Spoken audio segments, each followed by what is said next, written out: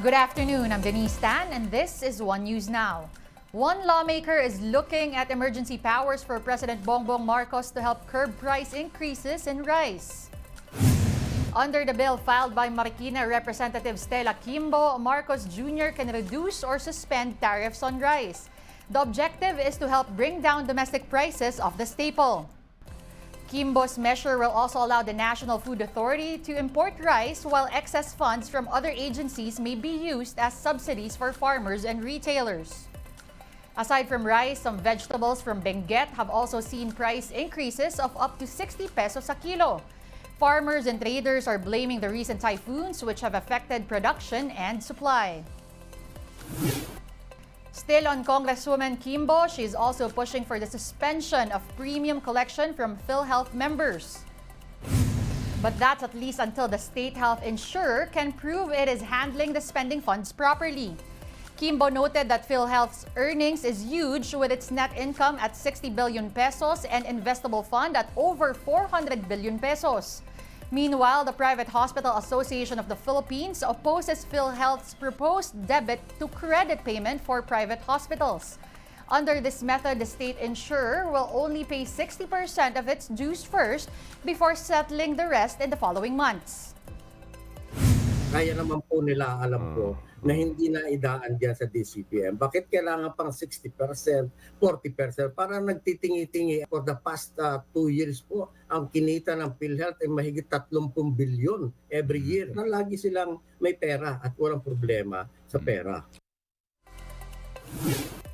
Still on healthcare, one legislator calls out the government for slashing the budgets of the health departments and its programs. Kabataan Party List Representative Raul Manuel reiterated that the funds of health agencies and institutions should be increased instead of cut. Aside from the DOH, the budget was slashed for the Lung Center of the Philippines, National Kidney Institute of the Philippines, Philippine Children's Medical Center, and Philippine Heart Center. Funds were also cut for the National Nutrition Council, National AIDS Council, Cancer Control Program, and Epidemiology and Surveillance Program.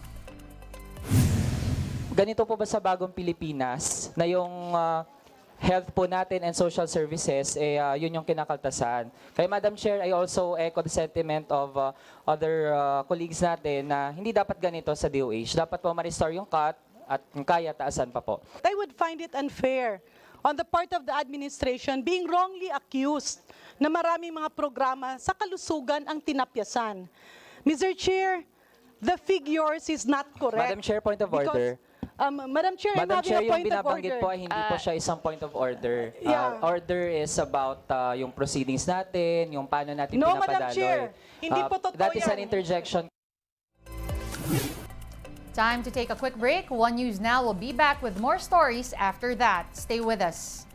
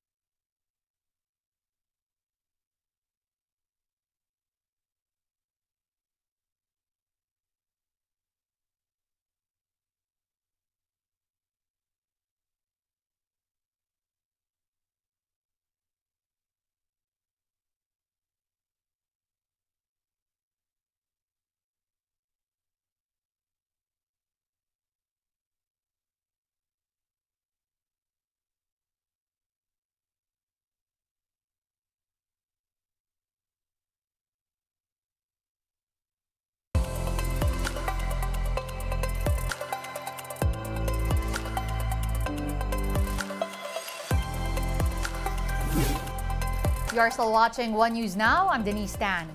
Today is President Bongbong Marcos' last day in Jakarta, Indonesia for the 43rd Asean Summit. Marcos Jr. will meet with the leader of Cambodia and then attend the pocket summits of Australia and India. Before this, the chief executive sat down with U.S. Vice President Kamala Harris and discussed security issues in the South China Sea. In the pull-aside meeting, Harris reiterated her country's ironclad commitment with regard to its alliance with the Philippines. The two leaders agreed to continue working together to promote peace in the Indo-Pacific region and to strengthen bilateral maritime ties. President Marcos and Vice President Harris likewise tackled opportunities to deepen commercial and economic cooperation. It's still not certain whether there will be a trilateral meeting among Manila, Washington, and Tokyo, as previously mentioned by the Philippine ambassador to the U.S., Babe Romualdez. One analyst describes Marcos Jr.'s remarks on the West Philippine Sea at the ASEAN Summit as, quote, unexpected.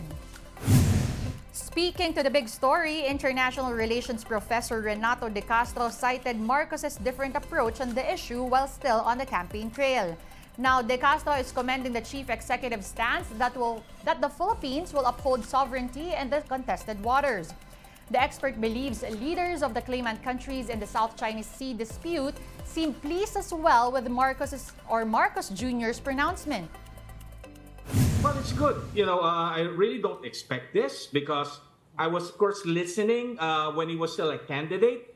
Around February 2022, he was still very much skeptical about the wisdom of filing the case against China in the Permanent Court of Arbitration. Now, of course, it's a totally different approach. And, of course, again, no one is to be blamed but China for his, very strong stance. We now give you a quick look at today's other top stories. The PNP has sought the assistance of the Interpol in the manhunt for expelled Congressman Arnie Teves. Teves has not returned to the country since flying to the U.S. in February. The PNP also has tracker teams from local law enforcement units for Teves and his co-accused. Teves and several others have arrest warrants for the killing of Governor Roel Degamo and 9 locals in Negros Oriental last March. Hans Leo Kakdak has been designated as officer in charge of the Department of Migrant Workers. Kakdak is the DMW's Undersecretary for Welfare and Foreign Employment. He replaces DMW Secretary Toots Ople, who died in August 22 due to complications from cancer. The MMDA has noted a big increase in the volume of vehicles passing through the Katipunan Avenue in Quezon City. An inspection was conducted around the area earlier today to look for ways to ease congestion there, especially during the rush hour. The MMDA is mulling the installation of traffic cones as well as increasing the number of traffic enforcers to 8 from the previous 6. One News Now will be back at 3:15 p.m. Join us again later. I'm Denise Tan. We are One News.